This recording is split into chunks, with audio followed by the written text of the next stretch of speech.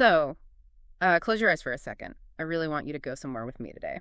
Okay, I'm ready. Picture the north shore of Oahu, and it is hot. I mean, that really specific midday asphalt melting kind of heat that just radiates off the road. Oh, yeah, it's a very specific vibe out there. It feels, I don't know, slower than the rest of the island. It just feels distinct. It feels country. I mean, that's the word everyone uses, right? Keep the country.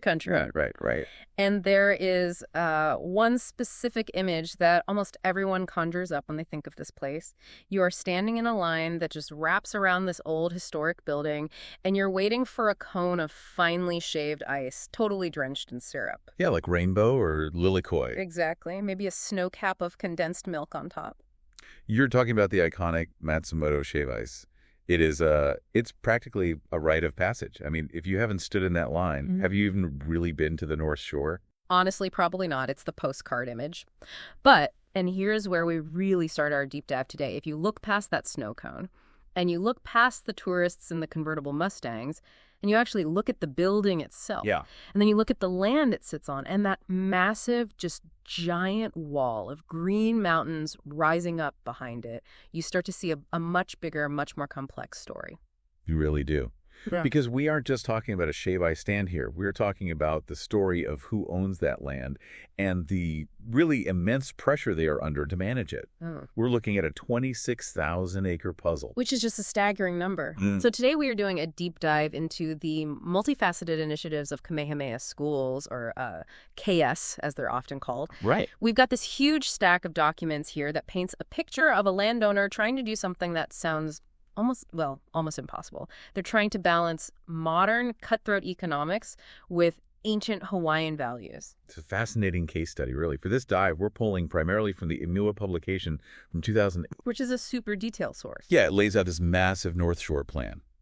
But to keep us grounded in the gritty reality of zoning and law, we're also cross-referencing this with the City and County of Honolulu's Land Use Ordinance. The LUO. Right, the LUO. Specifically, the update report from Phase 1 in 2019 and the design guidelines for the Haleiwa Special District. So we've got the grand vision from the landowner and the really strict rule book from the city. Exactly. And the mission for this deep dive is pretty specific.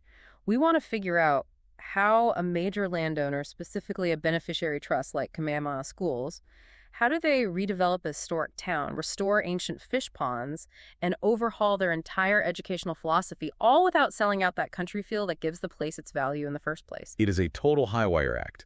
You have the mandate to make money to fund a school system, but you also have this heavy moral mandate to preserve a culture and an ecosystem. Okay, so let's unpack this. First off, I think we really need to understand the scale, because when we say Kamehameha Schools owns land on the North Shore, we aren't talking about like a few plots behind the grocery store. No, not at all. You mentioned a number earlier that I want to circle back to. 26,200 acres on the North Shore alone. See, give me a comparison for that. My brain isn't really calibrated to acres very well. Like, how big is that practically? Well, think about the island of Manhattan. Okay. Manhattan is roughly 14,000 acres. So Kamehameha Schools owns nearly 2 Manhattans worth of land just on this one coast of Oahu. That puts it in perspective. That is massive. It's a huge responsibility. Yeah. And what's fascinating is how that land is categorized. If you look at the breakdown in the Oahu Nuesors, it isn't just a random collection of real estate parcels. It actually follows the traditional Hawaiian land division concept known as the ahupua'a. The ahupua'a. I've heard this term. This is the slice of land that goes from the mountain to the sea, right? Precisely. It's a vertical slice of the island's ecosystem. And it's an economic model just as much as it is a map. How so? Well, you have the resources of the upland forests, the agricultural plains in the middle, and then the fisheries at the coast. KS still owns that entire vertical slice. So break down that 26,000 acres for me. Is it all just potential hotels and shops waiting to be built? Not even close. And this is really key to understanding their entire philosophy. Of those 26,000 acres, the vast majority, 15,000 acres, is Mauka, or up in the mountains. Right. That is conservation land. It's the watershed. The watershed. Okay, explain why a real estate trust cares about the forest. Because Usually, developers look at raw land and they just see subdivisions. Because in the Oahu system, that forest is the water factory. The water factory, I like that. Yeah, in Hawaii, the aquifers are filled by the rain caught in those upland forests. If you degrade that 15,000 acres, the water simply stops flowing. And if the water stops flowing, the farms below die. If the farms die, the town dries up. It's all entirely connected. So more than half the land is essentially a nature preserve, but a working one, a functional one. Correct. And then you come down the slope a bit. You have about 9,000 acres of agricultural land. Okay. This is the breadbasket. Historically, this was sugar and pineapple, but now it's transitioned into diversified agriculture. And then the very smallest sliver, only about 2,000 acres, is the commercial and residential area along Kamehameha Highway. That's Haleiwa Town. That's wild. The shops we see, the shave ice stands, the surf shops, that is just the tip of the iceberg. The actual engine is the watershed and the farms. It really is. And this geographical layout totally informs their philosophy. The source material talks about a 5 values framework. 5 values. What are they? Education, culture, environment, economics, and community. Hold on. I have to play devil's advocate here for a second. Go for it. Every corporation has a values framework. It usually sits in a binder in HR and just gathers dust while they maximize profits. How is this any different? That's the cynicism we usually bring to developers, right? We're conditioned to expect that. But KS is unique. They are a private trust established by Princess Bernice Pauahi Bishop way back in 1884. Right. And their only beneficiary is the school system for Native Hawaiian children. Ah.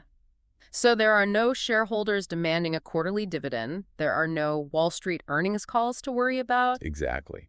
Their bottom line is supporting education in perpetuity, forever. So they have to generate revenue. That's the economics part of the 5 values. But they have to do it in a way that ensures the land is actually there for the next 100 years. That's the Malama Ikaina part. Caring for the land. Caring for the land. But practically speaking, those values have to conflict sometimes. Economics usually screams build a high-rise hotel, while culture and environment scream don't touch anything. That is the central tension of this entire deep dive. How do you modernize a place like Haleiwa to bring in that necessary revenue without destroying the country lifestyle that makes it special in the first place? Well, let's look at their solution. They came up with the North Shore Plan. And just reading through the process they used to build this plan, it doesn't sound like the typical corporate HQ sends down a memo situation. No, and the sources are very explicit about this. They called it a pono process. Pono. Yeah, pono is a heavy word in Hawaiian. It means righteous, correct, balanced, or proper. So what makes a real estate planning process righteous? That seems like an oxymoron in most cities. It starts with who you talk to first.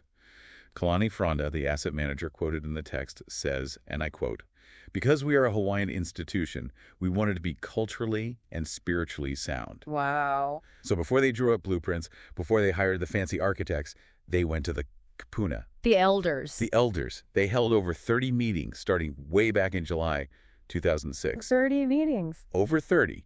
And they didn't just hold town halls where people shouted at each other at a microphone. They went to the high school. They held a youth forum at Wailua High School. They mailed out 3,000 surveys to residents. That's impressive coverage. I mean, usually when a developer comes to the North Shore, the reaction from the community is, well, aggressive. Spirited resistance, let's call it. Yeah. Keep the country. Country is the main slogan out there. Residents are so used to developers coming in and trying to turn it into Waikiki North. Yeah. It's a very defensive posture. But here, the iMua article has quotes from residents like Scott Brewer and Betty Ellis Jenkins, people who actually live there, saying they felt included in the loop. Yeah. Betty Ellis Jenkins even said she was amazed with gratitude. That is not a phrase you typically hear at a zoning meeting.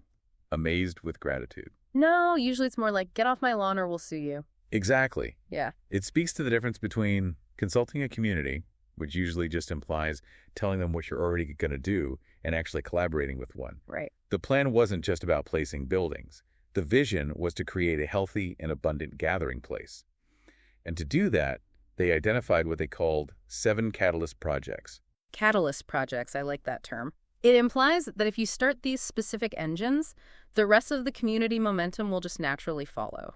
It's not trying to fix everything at once, but picking the dominoes that actually matter. That's a great way to look at it. Pick the right dominoes. So let's dive into the most visible one, the Matsumoto redevelopment. This is a perfect case study in that conflict we mentioned earlier between safety and history. It really is. Describe the problem for us. Everyone loves Matsumoto's. Why did they feel the need to change it? Well, the source mentions that the historic Matsumoto and Aoki shave ice stores were essentially crumbling. They were aging buildings with poor pedestrian support. Which is polite urban planning code for dangerous. Very dangerous. Picture it. You have massive tour buses and rental cars flying down Kamehameha Highway. Then you have families with toddlers standing in a line that spills right out onto the narrow shoulder of the road. Yeah, I've seen it. There was almost no setback from the highway. Okay, setback. That's a zoning term. Let's define that for the non-architects listening to us today. Right. A setback is the required distance a building must be from the street or the property line.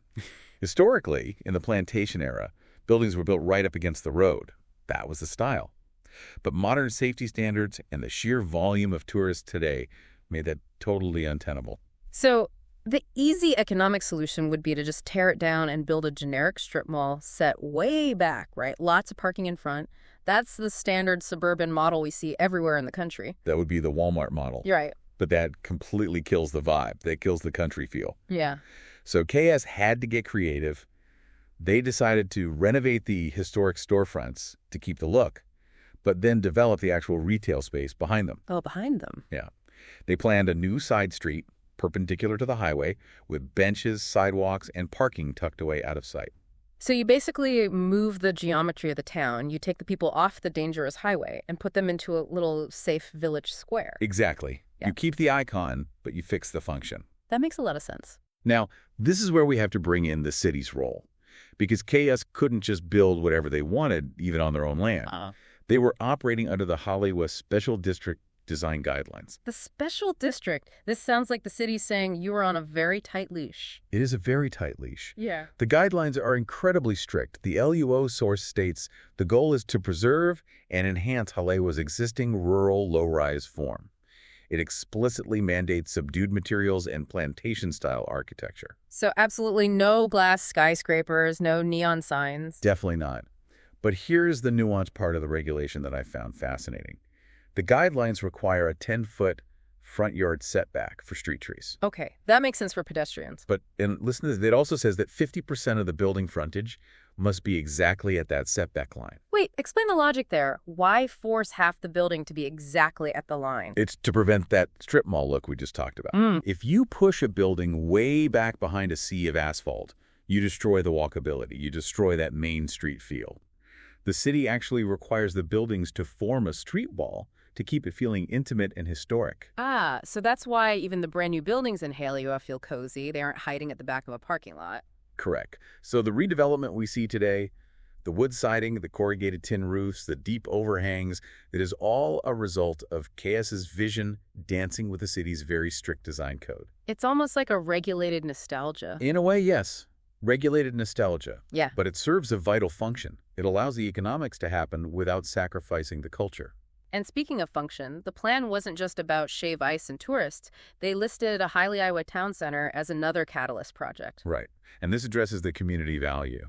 Tourists don't need a drugstore or a grocery store as much as residents do. Right. Locals need to buy milk and medicine. Exactly. If you live on the North Shore, you don't want to drive 45 minutes to town just for the basics.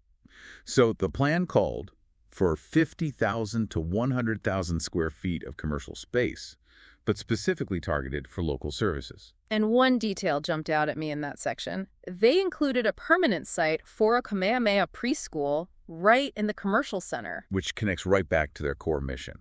It's not just commerce. It's commerce that actively houses education. But let's talk about the thing people fight over most in Hawaii. Housing. Oh, yeah. The report mentions a residential village. This was highly critical. The North Shore hadn't seen any significant housing growth in 20 years. Which is a recipe for disaster. I mean, no new supply plus high demand equals skyrocketing prices that push all the locals out. It's the classic gentrification cycle. So the plan specifically included affordable and gap group housing. Define gap group for us. Who exactly are we talking about here? The missing middle. These are people who make too much money to qualify for government assistance, but definitely not enough to buy a $1 million home. We're talking about teachers, firefighters, nurses. The people who actually make a community function? The backbone of the community. So the plan attempts to create housing specifically for them, keeping it in that plantation aesthetic so it blends in and doesn't look like a sprawling suburban subdivision. That is such a delicate balance. Okay, so we've covered the built environment, but I want to pivot back to that ahupua concept we talked about at the start. Let's do it. Because if you mess up the water or the land, the town dies anyway. You can't eat zoning codes. No, you definitely can need zoning codes. Let's talk about the environmental catalyst projects.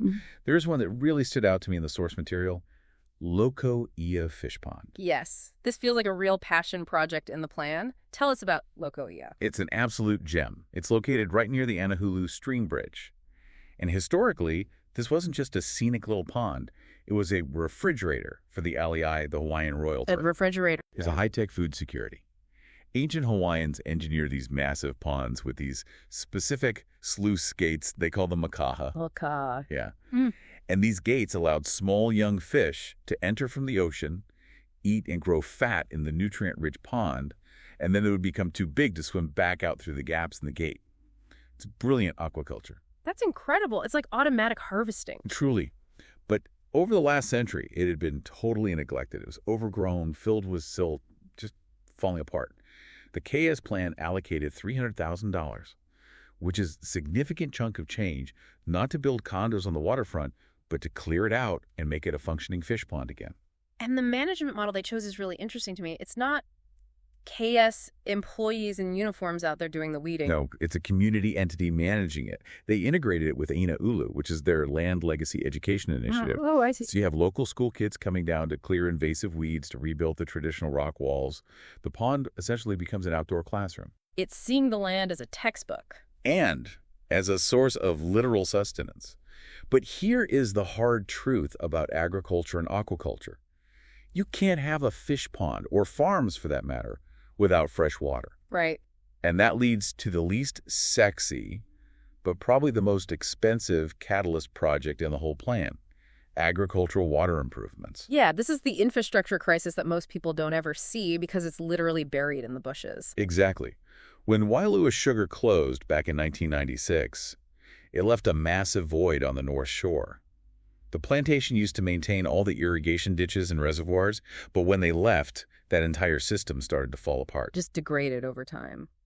The source actually says the ditches were losing 50% of their water to evaporation and seepage. Wait, 50%? So for every gallon you put in at the top? Only half a gallon reaches the farm at the bottom. Yeah. Imagine running a business where half your inventory just falls off the truck before it reaches the customer. That's insane. It made diversified agriculture almost impossible to sustain. So KS planned to spend $4.5 million just to fix this 100-year-old delivery system. That is a lot of money for something you can't put a shiny plaque on. Yeah. But without it, those 9,000 acres of ag land we talked about, they're just useless dust bowls. It creates the necessary condition for the economics value to actually flourish. You simply can't have farmers without water. Exactly.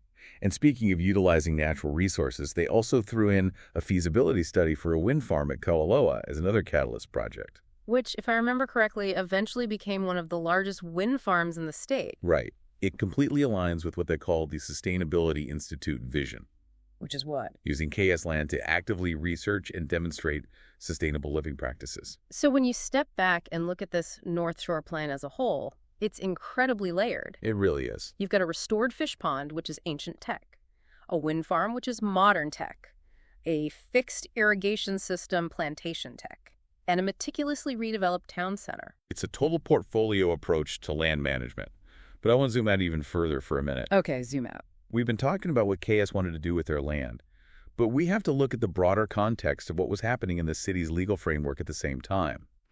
The LUO Update Phase 1 report from 2019 gives us a really good glimpse into the regulatory anxieties of Oahu. Regulatory anxieties. That sounds stressful. What exactly is the city so worried about? Two big things jump out in the report that directly impact the North Shore.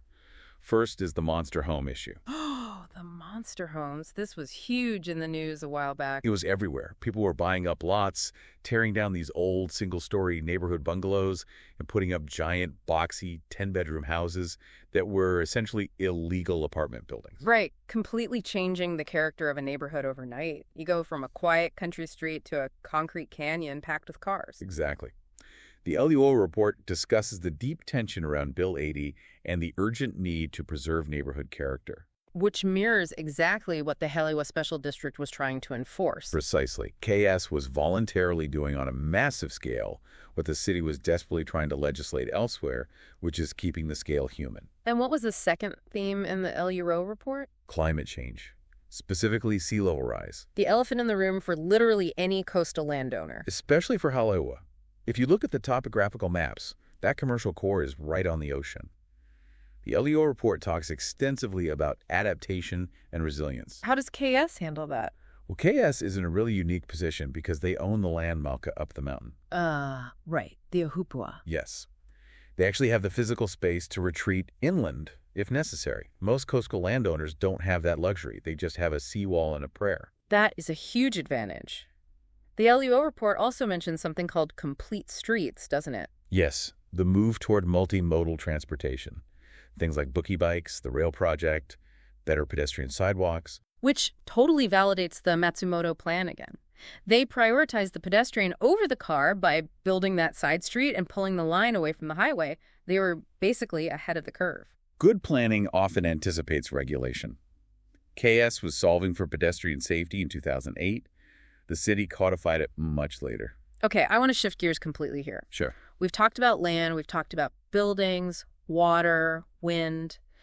But the core mission of Kamehameha Schools isn't real estate. No, it's not. It's not about being a good landlord. It's about education. That is why the trust exists. And this is where the story takes a really surprising and I think beautiful turn.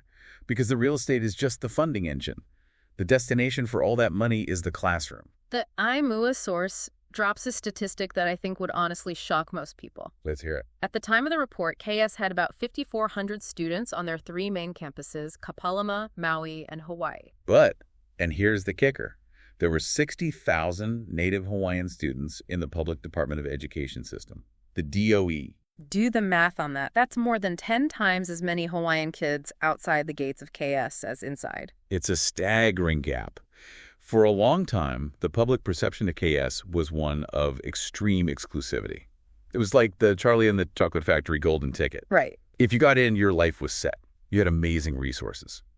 If you didn't know well, good luck in the underfunded public system. That's a really heavy burden for an institution to carry, being the haves in a broader community of have-nots. The leadership realized that if their actual mission is to improve the capability and well-being of the Hawaiian people as a whole, they're basically failing 90% of their target audience. So they had to pivot. A massive structural strategic pivot. This realization birthed what they call PEDS. PEDS. Yes, the Public Education Support Division. Led by Dr. Sean Kaniapuni. And reading the source, this wasn't just some glossy PR campaign to make them look good. No, it was deeply structural. They focused on 4 key areas, but the most significant one financially was supporting charter schools. Specifically, Hawaiian-focused charter schools, right? Right. They established the Ho'olako-like program. And you have to listen to this funding formula because it's incredible. For every $4 the state provided to a charter school, KS would add $1. That's a straight-up 25% subsidy on top of state funding. It amounted to about $1,500 per student at the time. They were funding 14 startup charters and conversion charters, like Kamehameha Elementary. That is huge. They recognized that these grassroots schools were already doing the hard work of educating Hawaiian keiki in a culturally relevant way. And they just put their massive financial weight behind them. It's almost like they outsourced the mission to the people who were already doing it well in the community. Which requires a lot of institutional humility. They had to admit they couldn't reach everyone by just building more of their own campuses. They also realized that if the kids are in public schools, the teachers are the ones who need the support. That's the Kahua program. Kahua translates to foundation. Foundation. They had 250 teachers participating. The goal was to retain public school teachers who were good role models for Hawaiian students and teach them place-based methodologies. Place-based. See, that connects right back to the fish pond again. Everything is connected. If you can take a public school biology class down to the KS Restored Fish Pond to learn science and math, you are directly linking the land asset to the educational mission. Wow. But there was another gap they identified. The littlest ones, preschool and kindergarten. Yes, this is the PKSK program, Pauahi Keiki Scholars. Here is the problem they faced. KS had preschools, lots of them. But when those kids graduated preschool, KS only had 160 kindergarten spots available on their main campuses. So you create this terrible bottleneck. You give these kids a great head start in preschool, and then there's literally nowhere for them to go if they don't win the lottery for a campus seat. So what did they do to fix that? They did something that most private schools would never, ever dream of doing. They start paying for these kids to go to other private schools. That is wild to me. That's like Pepsi saying, sorry, we're out of soda. Here's $5. Go buy a Coke. That's a great analogy. But it proves that the mission supersedes the brand. They launched this scholarship pilot in October 2007. And in just the first year, they awarded 240 scholarships. Which is 50% more kids than they could even fit on their own campus. Exactly. They utilized over 120 eligible private schools across the state. Catholic schools, independent schools, you name it. If a native Hawaiian kid got accepted, KS would step in and help pay the tuition. It really reframes the whole institution in my mind. It changes it from being just a school to being a system of support. It's a profound shift from exclusivity to inclusivity. Yeah. And it acknowledges that they cannot achieve their founder's vision alone. They need the public schools, they need the other private schools, and they need the community partners. Before we wrap up today, I want to touch on some of the smaller details, the hidden gems in the source material. Oh, definitely. Because it's not just the North Shore, and it's not just schools. There are these little moments in the text that show this philosophy popping up in other places. One that really caught my eye was the mention of the Royal Hawaiian Center. The giant mall in Waikiki that feels like the exact opposite of country. It absolutely is. Yeah. But it's also the single largest asset in their entire real estate portfolio. It is a huge moneymaker. Right, the economics value. But they spent $115 million revitalizing it. And they didn't just add more luxury handbag stores to maximize rent. They added native landscaping, the Hilumoa Heritage Project, and daily cultural programming. So even in the middle of the concrete jungle of Waikiki, where land is literally priced by the square inch, they're trying to plant a flag of Hawaiianness. It's a reminder to millions of tourists that the land actually has a history before it was a shopping mall. That's powerful. And over on Maui, the KS campus there won an award from Maui Electric Company for energy efficiency. Validating that Malama i Kalana isn't just about restoring ancient taro patches. It's about modern air conditioning efficiency. It's 21st century stewardship. And then there is the emotional side of the legacy. The source includes a photo of a senior cottage book for someone named Barbara Ann Kiunakawa. The senior cottage. I've heard about this. It's a legendary part of the KS boarding experience from back in the day, right? It is. From 1938 to 1953, senior girls would live in a cottage and essentially learn how to run a household. Right. It sounds totally antiquated now, maybe even a little old-fashioned, but it's a distinct part of the history that older alumni connect with deeply. Seeing that reference in the source reminds us that for all the billion-dollar land deals and urban master plans, this institution is ultimately built on individual human memories. It's built on stories, like the novel that was mentioned in the source, Between the Deep Blue Sea and Me by Lurlan Wailana McGregor. Yes, which is a story about a woman returning home to connect with her ancestors and the land. Which mirrors exactly what KS is trying to do on a macro scale. Exactly. Return to the values of the ancestors to find a sustainable way forward. So bringing it all back home, we started this deep dive with a shave ice cone in Haleiwa. And we ended up with a massive blueprint for indigenous land management in the 21st century. When you look at the North Shore Plan and you look at the LUO regulations and the big education shifts we talked about, what is the synthesis here? What's the big picture takeaway? I think the real story is about an institution trying to use its massive resources, its land and its money, to solve modern problems like housing shortages, traffic safety, and education gaps, but doing it without losing its soul. It's the soul part that's the hardest to maintain, isn't it? It is, because you can buy concrete, you can buy lobbyists to change zoning laws, but you cannot buy community trust. You have to earn it, like they did with those 30 meetings and sitting down with the kupuna. It's that delicate balance of the 5 values. If economics gets too heavy, the culture suffers. If the environment is ignored, the community suffers. It's a constant calibration, and they certainly don't always get it perfect. No one does. But the intent of the framework is what really matters. Well, here's a final provocative thought for you to chew on, and for everyone listening. The LUO report heavily emphasizes climate change, adaptation, and resiliency. Yes. KS is out there restoring fish ponds, which is literal technology from hundreds of years ago, while simultaneously studying wind farms and solar. Right.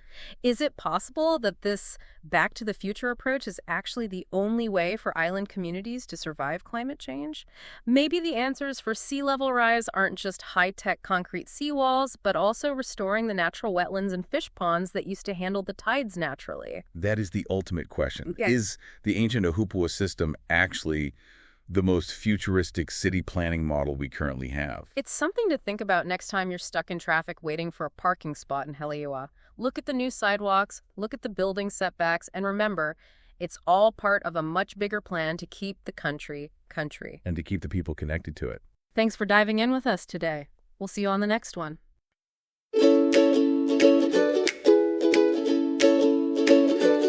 Aloha under the golden sun.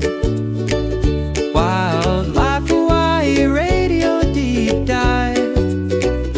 I'm your host, Mass, and guiding the way through the island secrets day by day. From the mountain peaks to the ocean blue, my field notes are coming home to you. Transformed by ion into a brand new light, bringing my blog to life so bright. Deep dive, let's explore the wild, into the heart of the island soul. AI hosts take the lead today, discovering Hawaii a whole new way. Are you ready? Let's dive in.